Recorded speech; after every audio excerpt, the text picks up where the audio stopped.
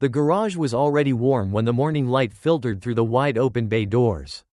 The air carried the familiar mix of oil, metal, and rubber, and the steady hum of distant traffic blended with the soft clink of tools hanging neatly along the wall. This was a small shop. Nothing flashy.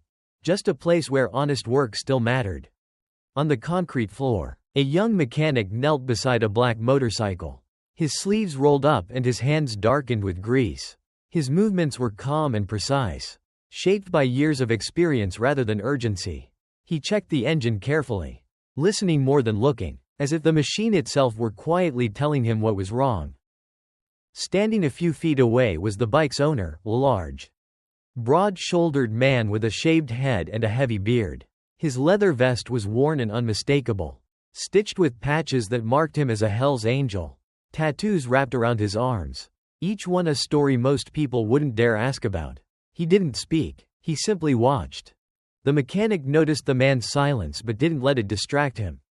He treated the bike like any other that came through the shop doors.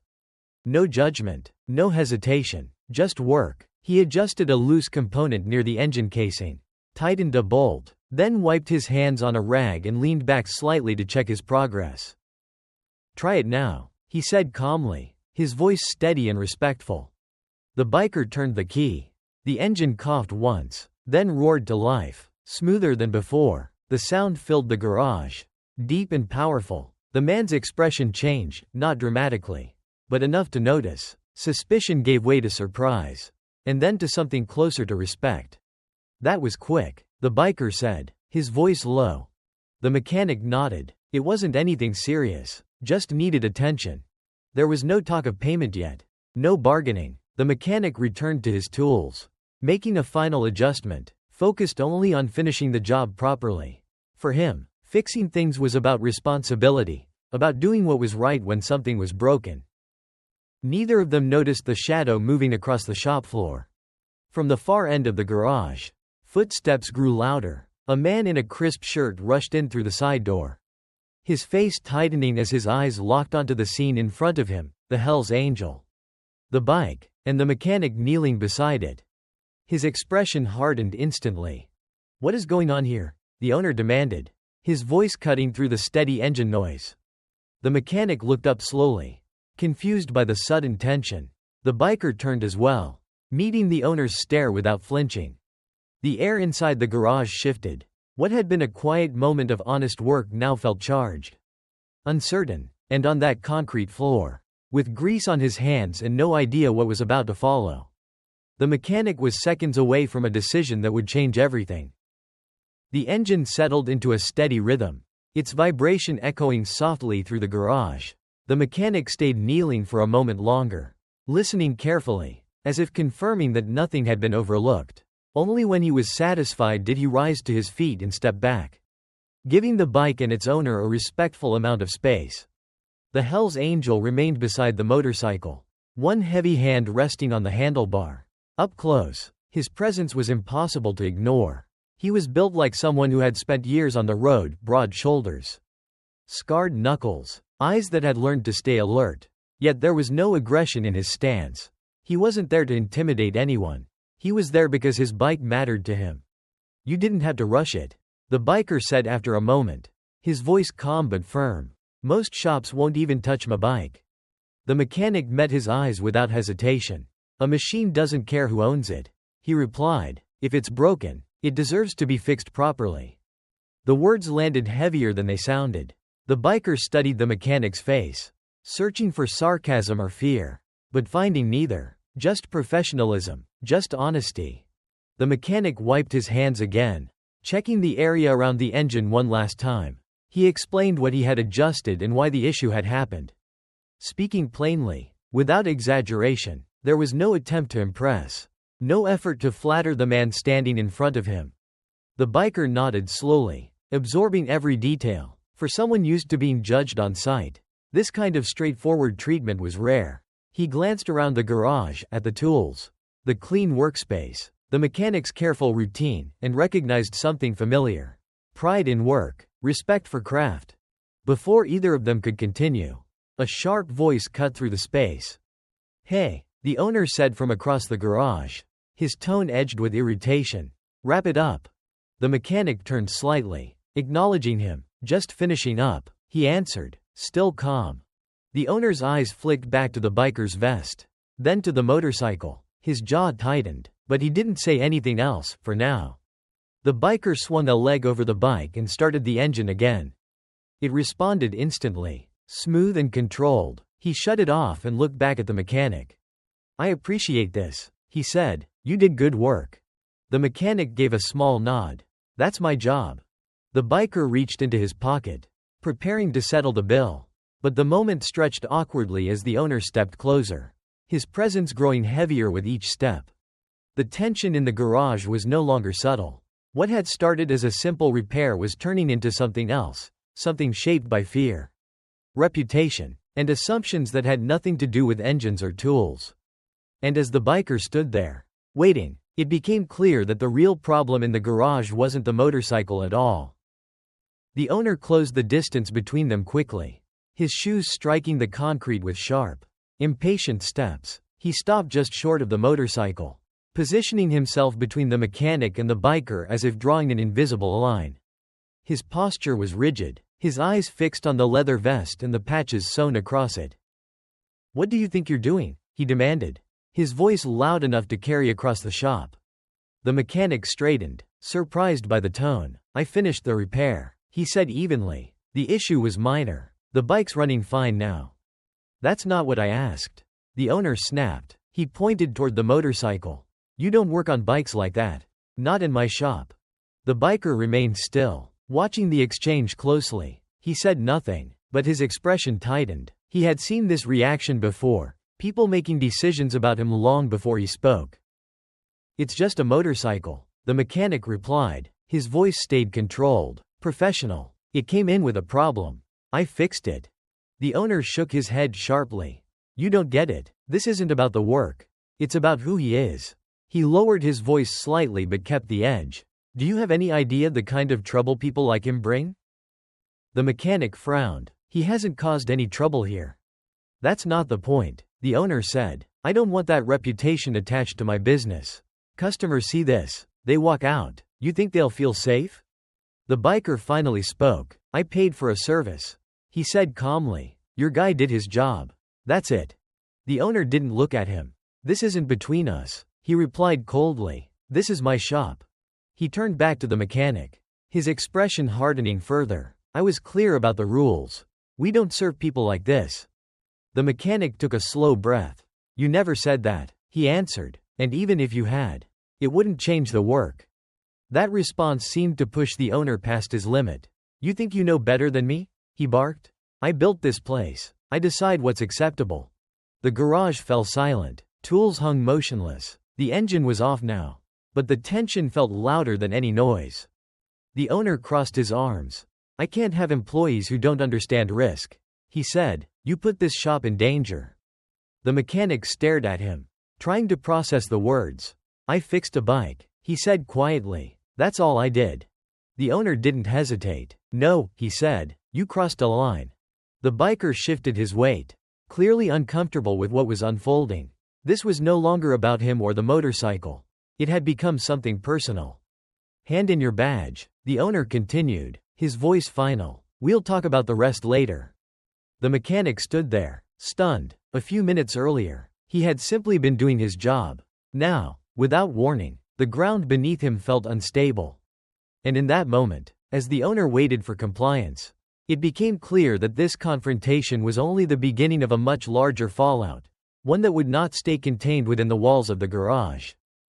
The mechanic didn't move right away. He stood there, hands at his sides, trying to understand how a routine repair had escalated so quickly. The owner's words hung in the air, sharp and unmistakable. There was no misunderstanding, no warning, just a decision delivered in front of everyone. "You're serious?" the mechanic asked quietly. The owner nodded once. "I can't afford mistakes like this," he said. "Not in my shop." The biker glanced between them, his jaw tightening. "This is on me," he said. "He didn't do anything wrong." The owner shot him a look. "You stay out of this," he replied. "This is an internal matter." Two customers near the front counter had stopped what they were doing. One pretended to check his phone. The other watched openly. Curiosity and discomfort mixed on his face. The garage, usually filled with noise and motion, felt frozen. The mechanic reached into his pocket and pulled out his worn shop badge. He held it for a second, his thumb brushing over the scratched surface. He had earned it through long hours, missed weekends, and countless repairs that no one ever noticed. Slowly, he placed it on the workbench beside him. "I've never put this place at risk," he said. "You know that." The owner didn't respond. He simply gestured toward the back, signaling that the conversation was over. The mechanic exhaled and removed his gloves, setting them down carefully, the way he always did at the end of a shift. His movements were deliberate, controlled. There was no shouting, no argument, just acceptance. The biker stepped forward slightly. "If this is how you treat good workers," he said, "that says more about you than him." The owner ignored the comment. "I said we're done." The mechanic bent down and retrieved a small toolbox from beneath the bench. It was old and dented, filled with tools he had bought himself over the years. As he straightened, he looked around the garage one last time, at the walls he knew by heart. The floor he had cleaned countless times. The space that had once felt secure. "I'm sorry," he said, not to the owner, but to the shop itself. He walked toward the exit, toolbox in hand. The sound of his boots echoed with each step, louder than before. No one stopped him. Outside, sunlight spilled across the pavement. Inside, the garage doors remained open, exposing the moment to anyone passing by.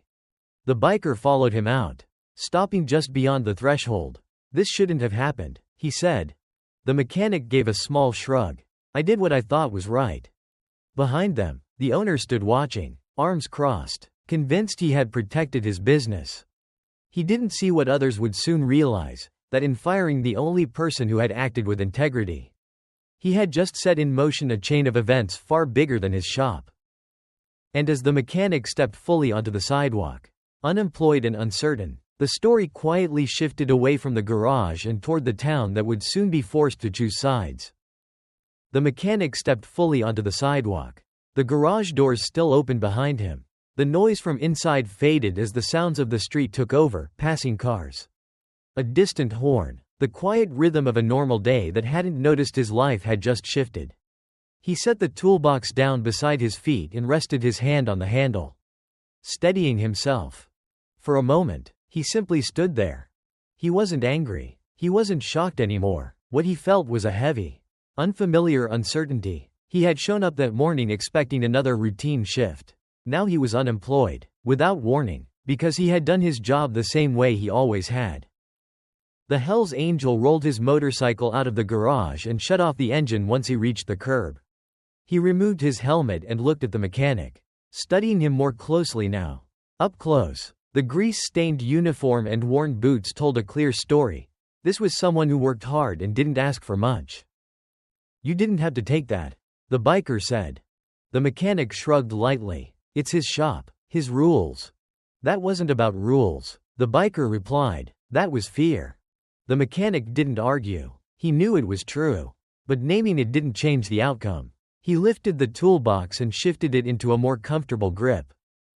"I appreciate you saying something," he said, "but it's done." The biker nodded slowly. "What's your name?" "Ethan," the mechanic answered. "Ryder," the biker said. "And for what it's worth, you didn't just fix my bike." Ethan looked at him, confused. "You treated me like anyone else." Ryder continued. "Most people don't." Ethan gave a small, tired smile. "I don't see how a machine knows the difference." Ryder let out a quiet breath, almost a laugh. He reached into his pocket and pulled out a folded stack of bills, extending it toward Ethan. "For the work."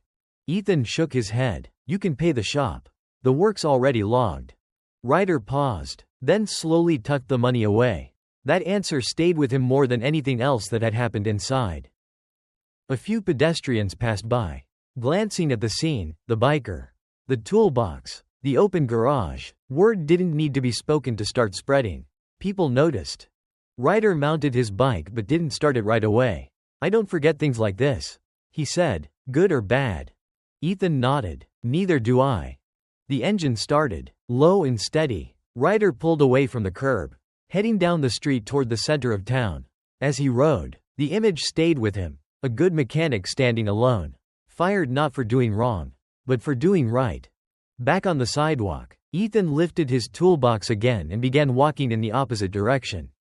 He didn't know where he was going yet, but with every step, unseen to him, the consequences of that morning were already moving through the town, quietly, steadily, and far beyond the walls of the garage.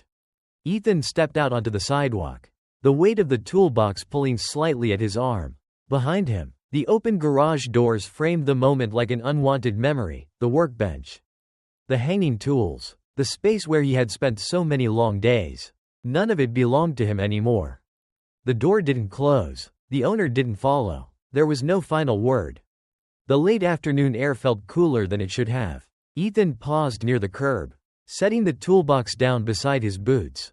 For a few seconds, he stared at the ground, collecting himself. He wasn't embarrassed. He wasn't angry. What unsettled him most was how quickly everything had changed. Ryder rolled his motorcycle out of the garage and stopped a short distance away. He shut off the engine and removed his helmet. His expression controlled but focused. He had stayed silent inside, but that silence had limits.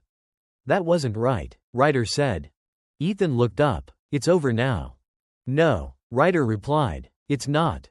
Ethan shook his head slightly. "I knew where I worked. I just didn't expect this to be the reason." Ryder glanced back toward the garage. "You fixed a machine. That's all." "That's all I ever do," Ethan said. He lifted the toolbox again, testing its weight. "I'll figure something out." A car slowed as it passed, the driver glancing at the scene before moving on. Another pedestrian hesitated near the corner, clearly aware that something unusual had just happened. The garage was a familiar place in town. People noticed when something broke its normal rhythm. Ryder reached into his pocket and pulled out cash. "Take it, for the work." Ethan didn't reach for it. "Pay the shop," he said. "That part's done." Ryder studied him for a moment, then slowly put the money away. "You didn't even ask." "There's nothing to ask," Ethan replied. "I did the job."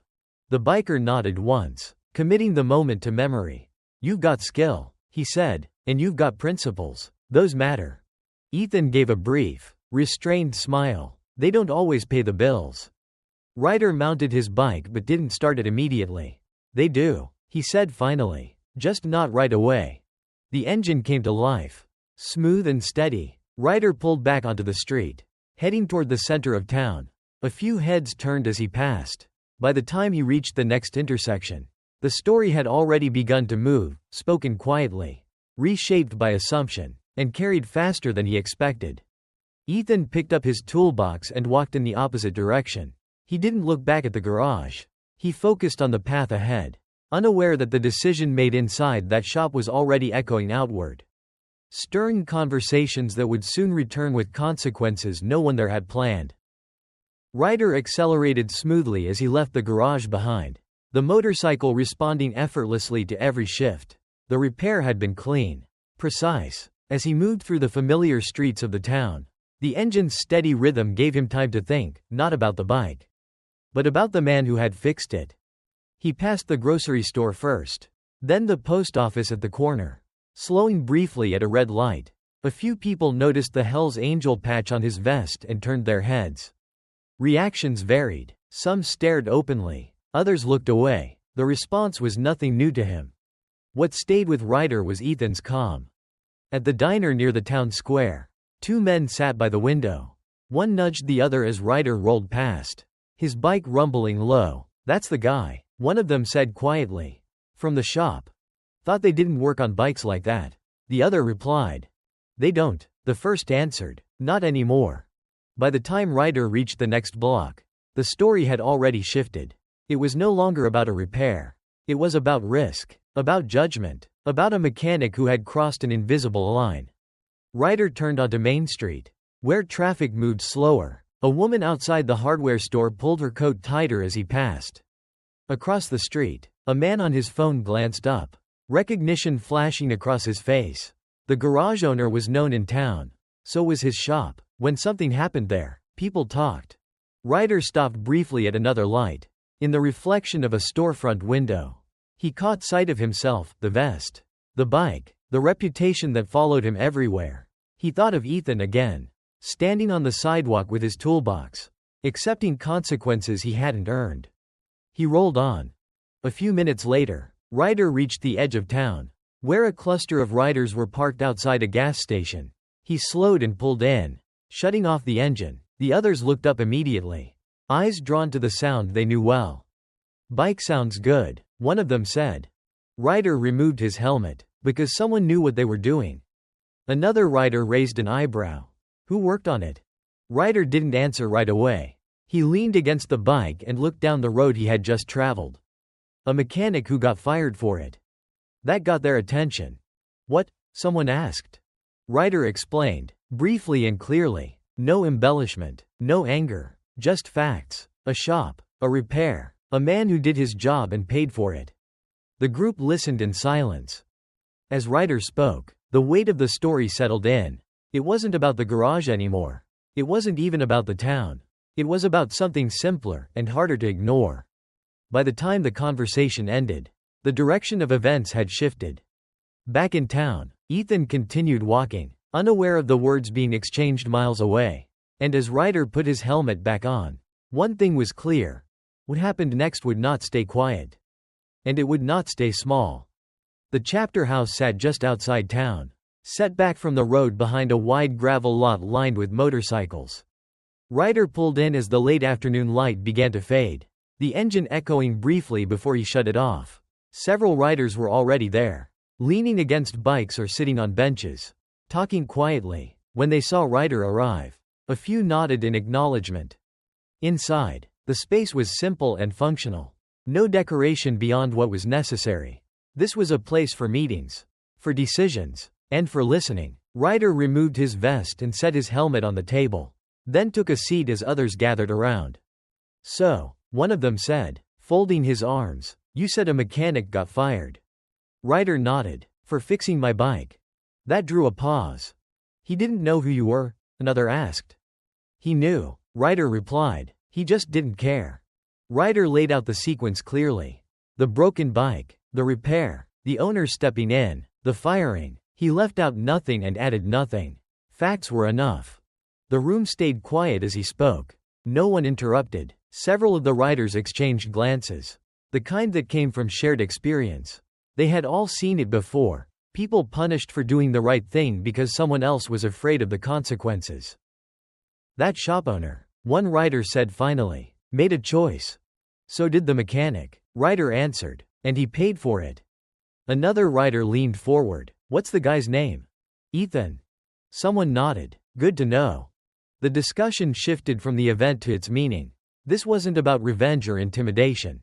It was about principle, about respect, about what it meant when someone showed integrity without expecting anything in return. "He didn't take the money," Ryder added. "Told me to pay the shop." That detail landed heavily. The group sat with it for a moment.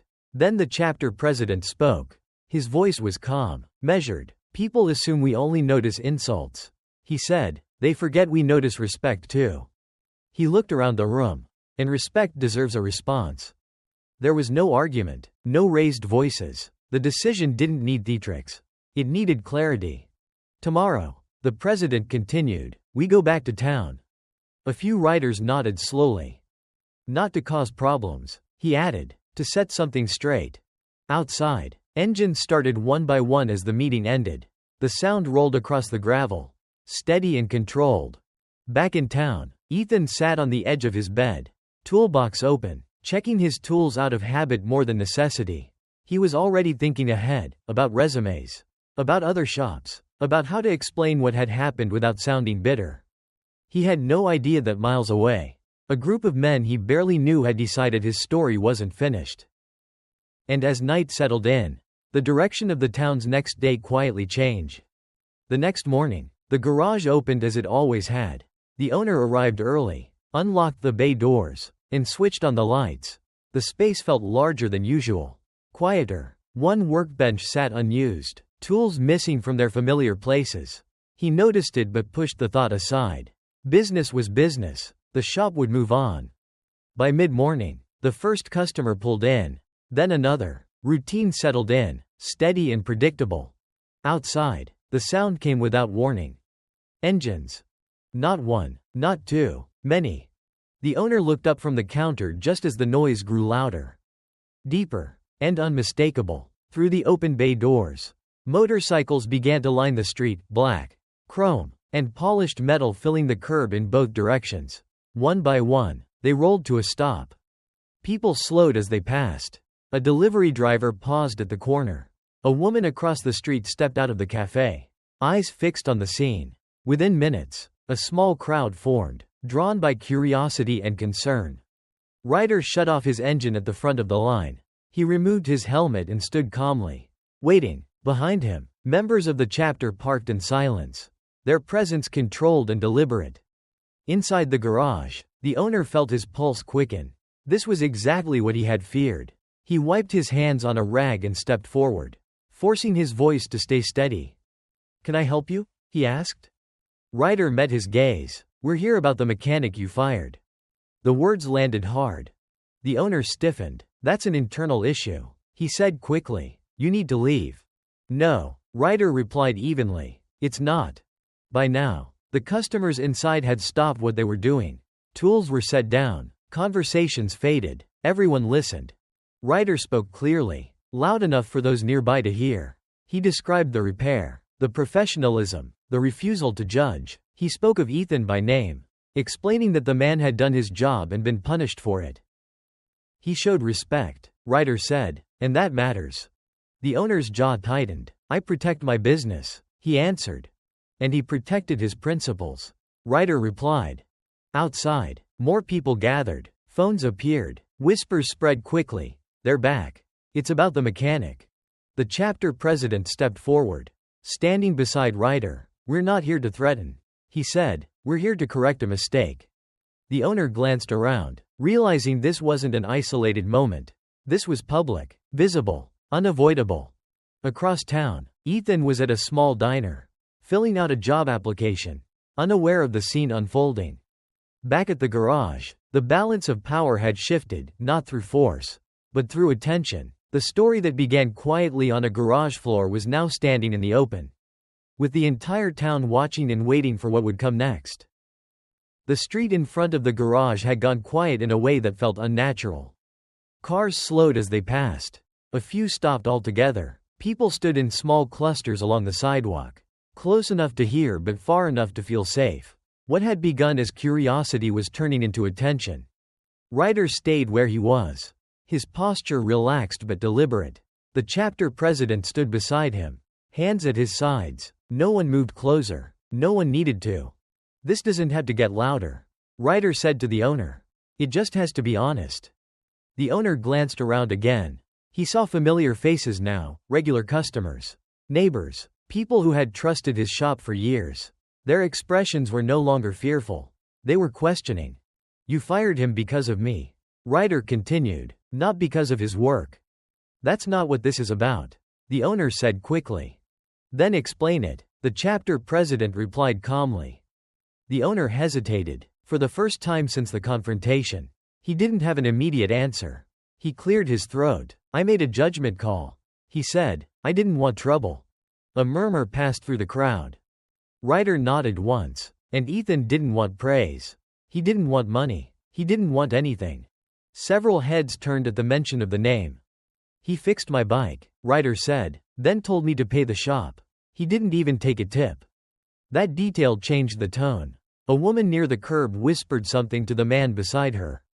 A customer from inside the garage stepped closer to the door.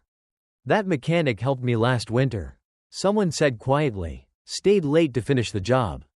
Another voice followed. "He fixed my truck after hours. Didn't charge extra."